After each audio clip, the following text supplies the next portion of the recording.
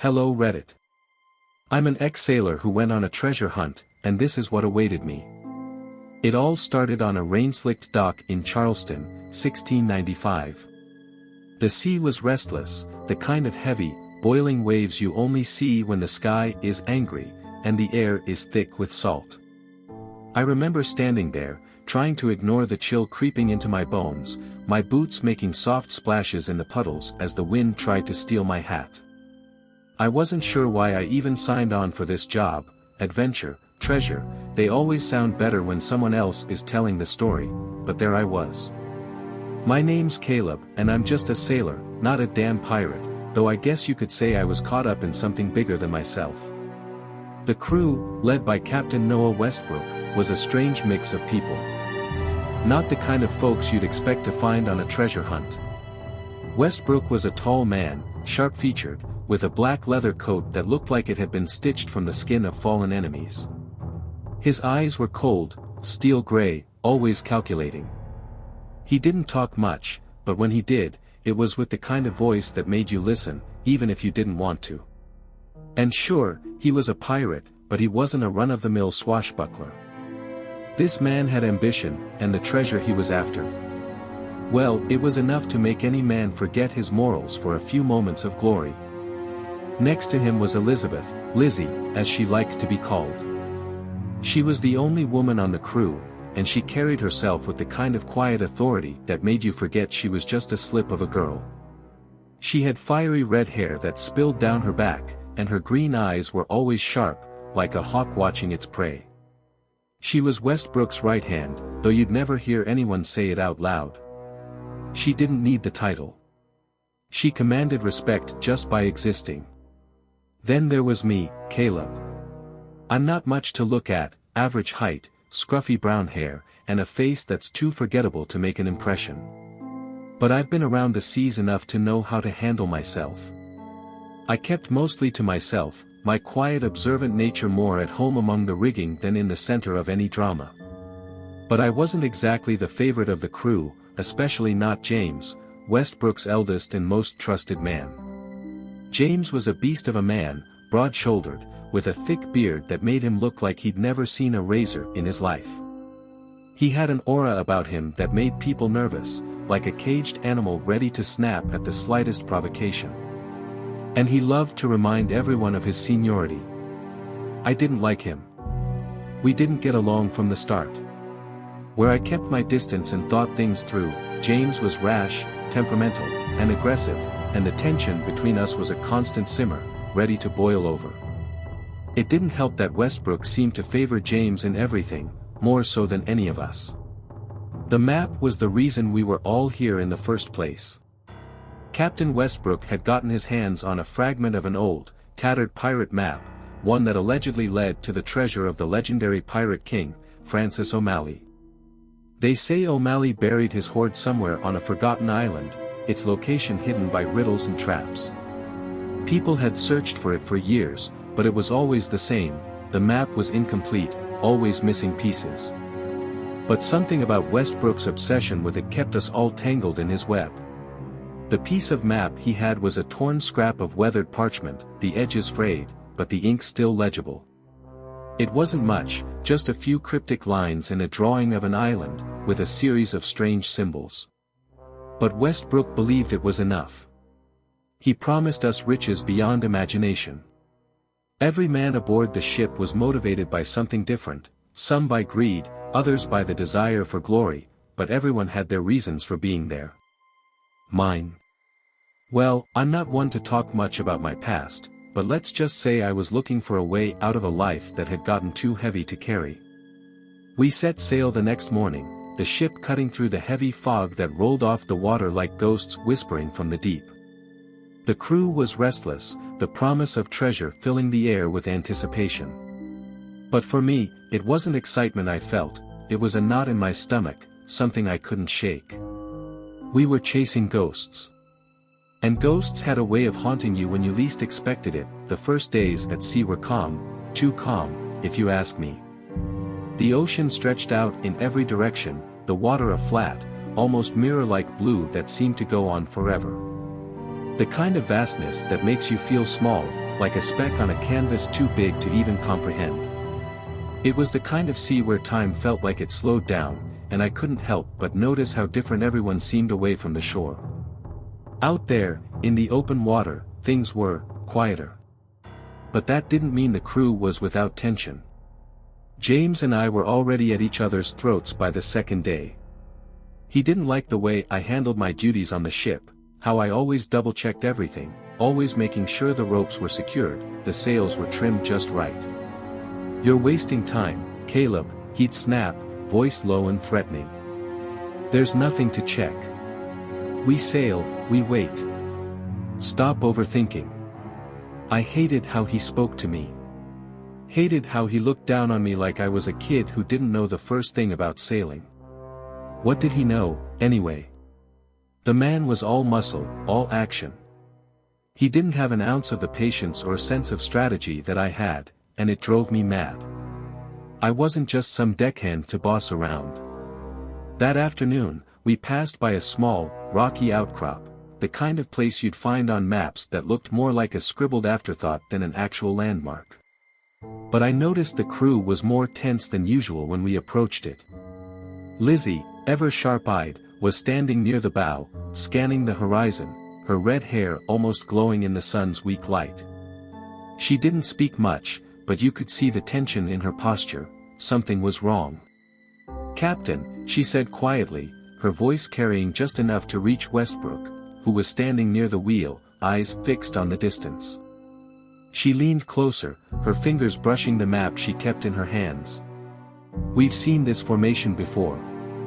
Westbrook didn't answer right away. Instead, he stared at the rocks, his lips thin and pressed together in thought. It wasn't like him to show unease, but there was a flicker of something behind his eyes. I could see it too, the way the rocks seemed to shift, like a mirage, something out of place. I felt my stomach tighten. We were being watched. "Change course," Westbrook ordered suddenly, his voice cutting through the quiet. "Set a new heading. We're not stopping there." The crew scrambled into action, adjusting sails and shifting the rudder. I looked at James, who stood next to me. His face was hard to read, but I saw that his fists were clenched. He didn't like being told what to do, especially not by Lizzie. "That's a coward's move," he muttered under his breath, but I knew he wasn't saying it for me to hear, he was saying it for himself. We sailed on, leaving the outcrop behind. But that feeling, that eerie sensation of being watched, didn't leave me. If anything, it grew stronger as the days went on.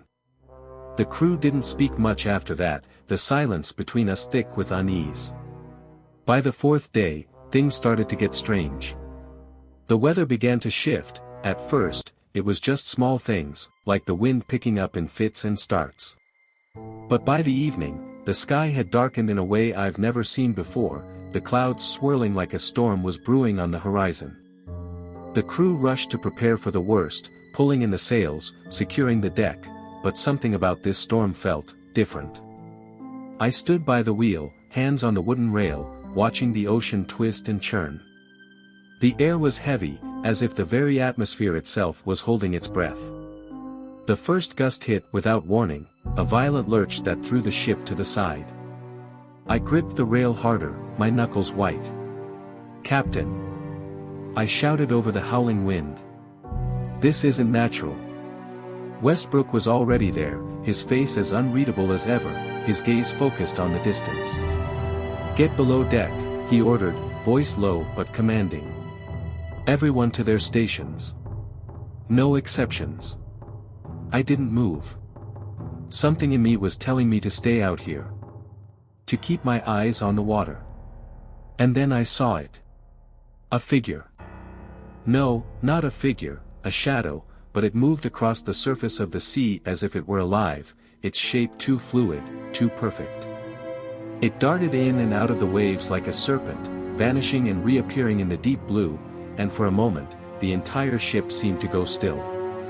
Even the wind seemed to hold its breath. "Do you see that?" I asked, voice barely audible over the storm. I turned to James, but when I looked, he was gone. Vanished. In a panic, I spun back to the wheel, trying to catch a glimpse of what I had seen, but the shadow was gone, swallowed by the waves. The storm roared back to life then, thrashing the ship like a toy in a child's hands. I heard the sound of wood splintering, the cries of the crew as they scrambled to hold the ship together. The last thing I saw before I was thrown to the ground was Lizzie, her hair flying wildly around her face, her eyes locked on something out there in the water. Before everything went black, when I woke up, the world was spinning. The storm was gone, at least, the worst of it, but the sea was still wild, churning beneath the ship like a living thing. I groaned, the taste of salt and blood sharp in my mouth, and pushed myself to sit up. My head was pounding, and my body felt like it had been tossed around by a giant. The deck was littered with ropes, broken wood, and the remnants of barrels. The smell of the ocean mixed with the heavy, metallic scent of something else, blood. I wiped my face with the back of my hand, still dizzy, trying to gather my bearings. The crew was scrambling, though not with the usual sense of urgency. There was something different in the air, something thick, like the calm before a storm, only, there was no storm. It was as if the sea itself had gone still, holding its breath. I stumbled to my feet, clinging to the railing to steady myself. It was hard to get a clear picture of the ship at first, but as my vision cleared, I saw the damage. The mast was splintered, the sails torn to shreds. Some of the crew were working to patch things up, but there was no sign of Westbrook. Or James. Or Lizzie. Caleb. I heard someone shout, and it was Jack, a scrappy, wiry guy who usually kept to himself. He was one of the younger members of the crew, barely out of his teens, but his face was pale, and his hands shook as he ran over to me. "You're awake. Where's the captain?" I haven't seen him since the storm hit." I felt a twist of panic in my gut. "What do you mean, since the storm hit?" Jack looked around nervously, like he was afraid to speak too loud. "Westbrook's gone, Caleb. Just, gone. We all saw it, he was standing at the wheel, and then he just, disappeared. Like he was swallowed by the water." His voice was trembling. "What?" I couldn't believe it. Westbrook had been standing right there, giving orders. I'd seen him just before the storm hit, calm and composed. But now he was gone, as if the sea had taken him. I shook my head, trying to make sense of it. "You sure? You're telling me the captain vanished in the middle of a storm?" Jack nodded. "I saw it with my own eyes. And Lizzie, she's not here either. Neither is James. The storm, it wasn't just a storm, Caleb. Something happened. Something unnatural. I didn't have time to process it." The moment Jack said those words, the air around us seemed to shift again. A coldness, unnatural and heavy, pressed in, like something had just crossed the threshold of the ship. The crew fell silent, each man looking over his shoulder like they were expecting something to leap out from the depths. There was fear in their eyes. I could feel it, too, crawling under my skin. I went below deck to find anything that could explain what had happened. The cabin was in disarray, the papers scattered. I noticed Westbrook's journal was open on his desk, pages torn at the edges like something had tried to pull them apart. I skimmed through it, but all I found were cryptic notes, riddles, sketches of the treasure island, and references to the Watchers and the Deep Guardians.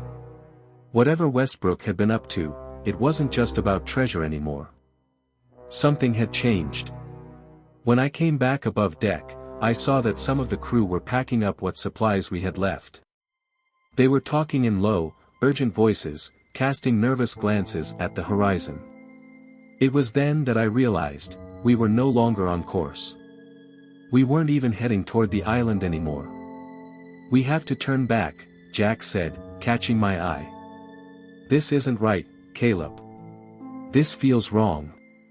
But we couldn't turn back. Not now. I felt it in my gut, the same pull that had drawn me into this madness in the first place. The treasure. The map. It was all too close. Not until we get answers, I said. My voice was more steady than I felt. We're not giving up on this now. We've come this far. Westbrook's gone, but we can still find the island. The map's incomplete, but we'll find a way. Jack gave me a doubtful look, but nodded. You're right. But we're going to need a plan. And we're going to need more than just luck. The days that followed were a blur. We set sail again, though none of us were ever quite sure if we were still headed in the right direction. The water was calm, too calm, and the air was thick with a sense of impending doom. I spent most of my time on the deck, watching the horizon, trying to ignore the nagging feeling that we weren't alone. By the 6th day, we made landfall. The island didn't match anything on the map, not exactly. It was smaller, jagged, covered in thick, tangled jungle that seemed to reach out toward us like fingers, as if the place was alive. The temperature was sweltering, oppressive, and there was a strange scent in the air, like damp earth and something else, something metallic, almost sweet. We're here, I whispered to myself, though I wasn't sure I believed it. We hadn't found the treasure yet, but something told me we had found the island. And if Westbrook had disappeared here, then what were we walking into? I could feel my pulse quicken as we approached the shore, the sound of the waves crashing against the rocks in the distance. But something else was off, something even more unsettling. It was quiet. Too quiet. There were no birds, no animals, just an eerie, still silence that seemed to press against my ears. As we made our way toward the jungle, the tension in the air grew thicker, until it felt like the trees themselves were watching us. And just as we crossed the threshold of the jungle, I heard it, the unmistakable sound of something moving behind us. I turned, my heart in my throat, but there was nothing there. Just the trees swaying gently in the breeze. But I wasn't alone. Something was out there. And it wasn't waiting to welcome us. The jungle was dense. Thick vines twisted together like ropes, and the ground was soft, almost spongy beneath my boots. The air felt heavy, thick with moisture, and the heat clung to my skin like a second layer, suffocating and relentless. It wasn't the kind of place you'd expect treasure to be hidden. It was a place meant to be forgotten, forgotten by time, by men, by everything. And yet, here we were, plodding deeper into its heart. The crew moved silently, each of us on edge, constantly glancing over our shoulders, like the shadows were watching, waiting. Jack was leading the way now, his compass gripped tightly in his hand, the needle twitching erratically as if it, too, could feel the oddness of the place. He'd been the most eager to find something, anything, that could explain the disappearance of Westbrook and the others, but now he seemed lost, uncertain, the confidence drained from his voice. I stayed at the back, watching the jungle around me with a sense of unease I couldn't shake. Every rustle of leaves, every distant creak of a branch seemed to echo louder than it should have. I thought I saw something move in the trees, just a flicker of motion, but when I turned to look, there was nothing there. I wasn't the only one feeling it. Jack's movements were jerky now, his eyes wide and constantly shifting, and he kept muttering to himself. "It's just the jungle, Caleb.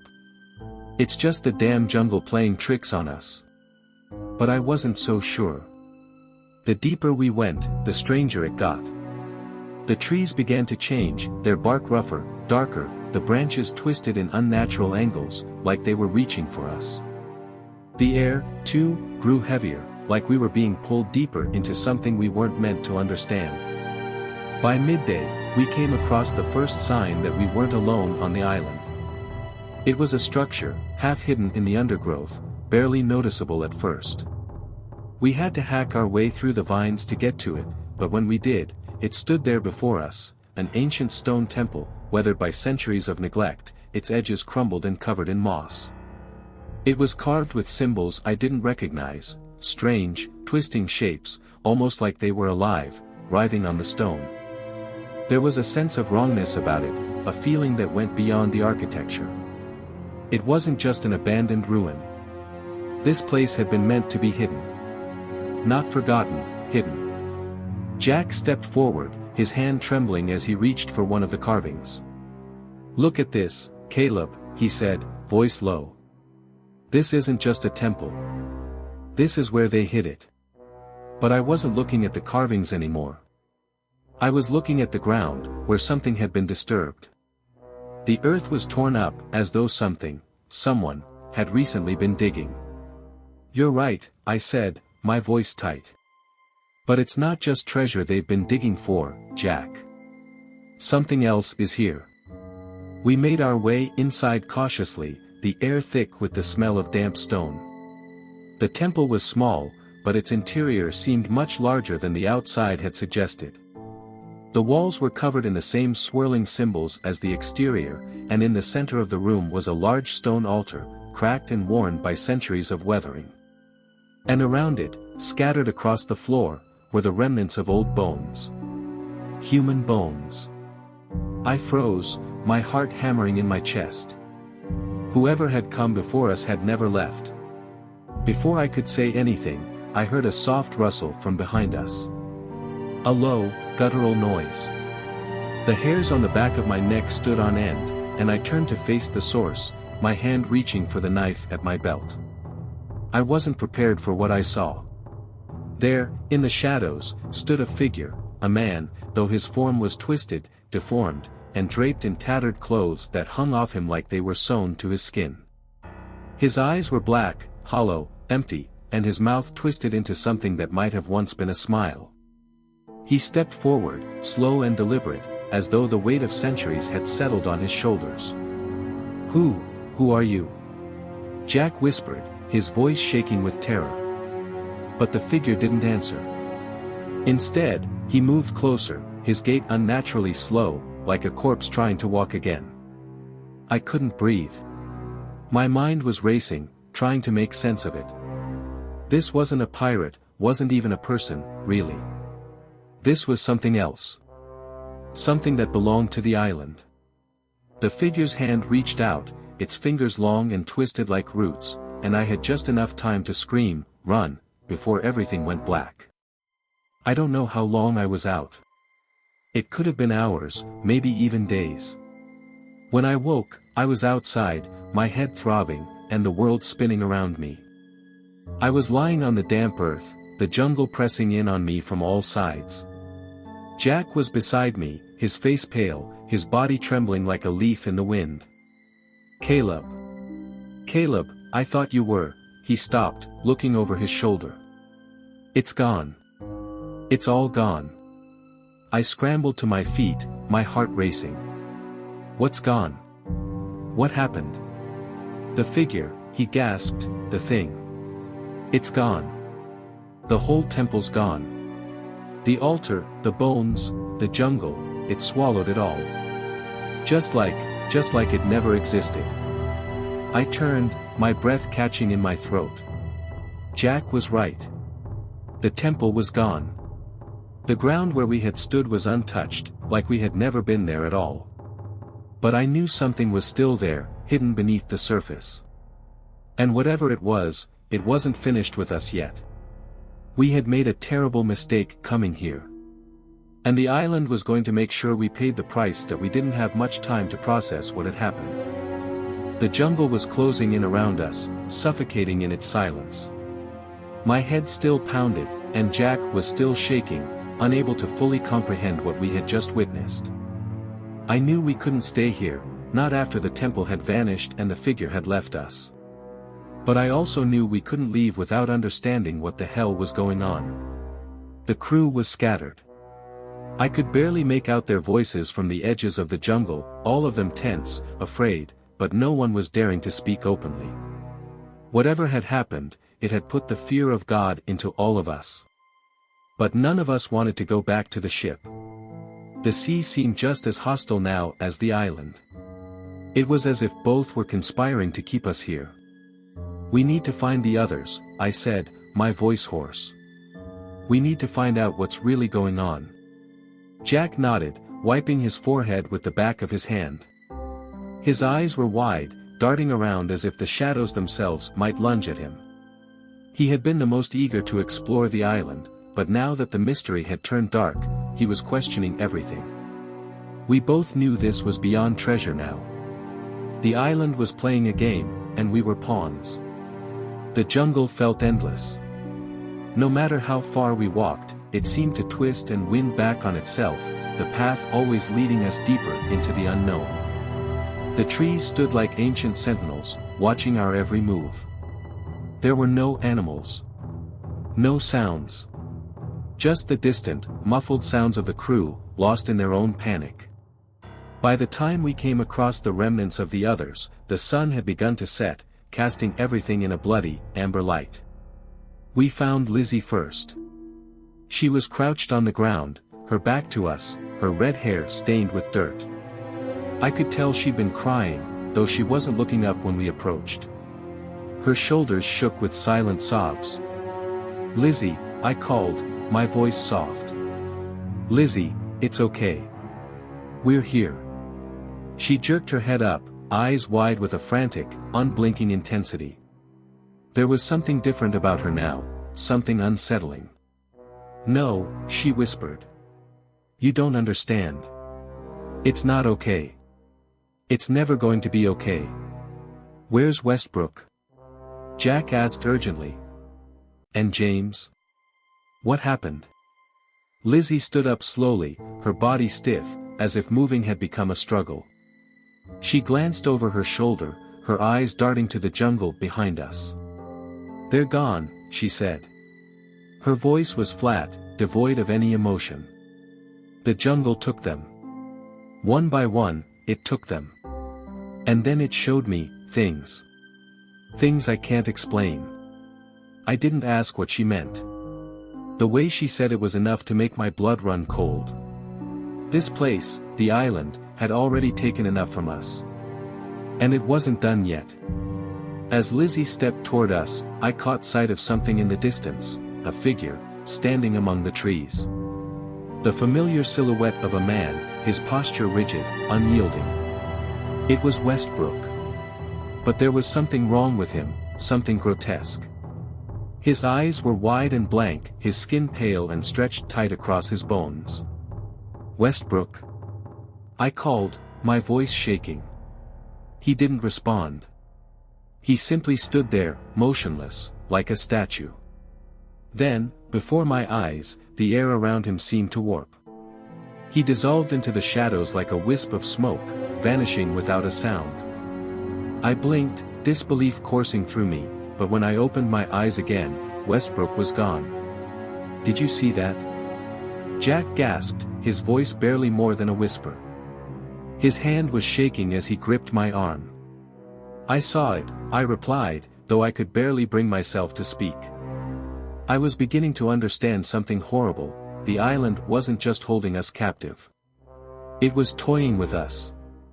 We continued moving, desperate to find any trace of the others, James, the crew, but it was like the island was alive, keeping its secrets locked away. And then it hit me. This wasn't just a place for treasure. This was a prison.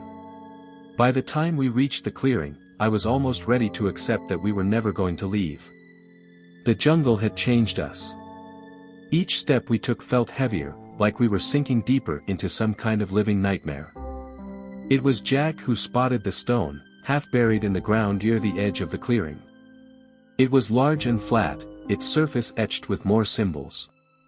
I knelt down, heart racing, and wiped away the dirt to reveal what had been carved into it. The map. It was the map Westbrook had carried, the one that had led us here. But now it was different. The lines were blurred, the symbols cracked and faded, as if time itself was eroding it. But there was something I could still make out, a marking in the center. A shape that looked like a skull, surrounded by jagged lines, almost like a crown. "This is it," I whispered, staring at the skull.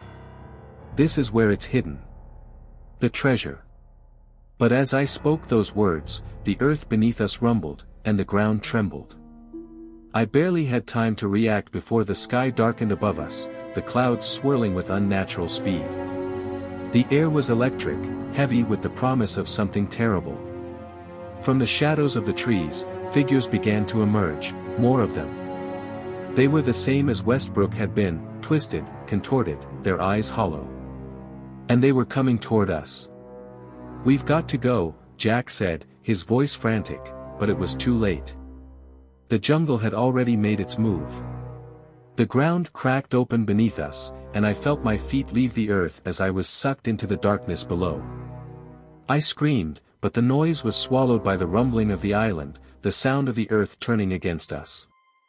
When I woke again, I was on the beach.